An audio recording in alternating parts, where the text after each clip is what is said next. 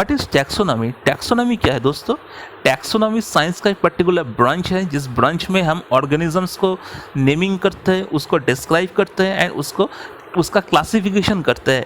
And ये जो naming, describing and classification किया जाता है वो ऑर्गेनिजम्स का morphological, biochemical, behavioural and genetic observations के थ्रू ही किया जाता है।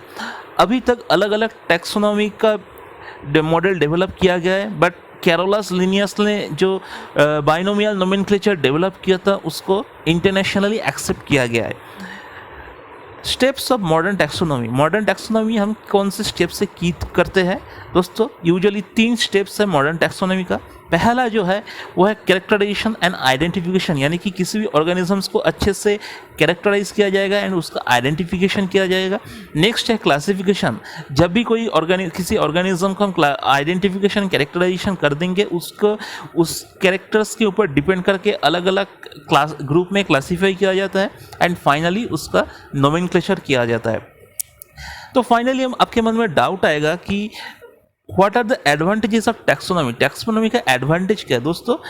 पहला जो एडवांटेज है वो categorization of organisms for ease of study, यानी कि ऑर्गेनिजम्स को क्लासिफाई करने से टैक्सोनॉमी के थ्रू ऑर्गेनिजम्स को स्टडी करना बहुत आसान हो जाता है।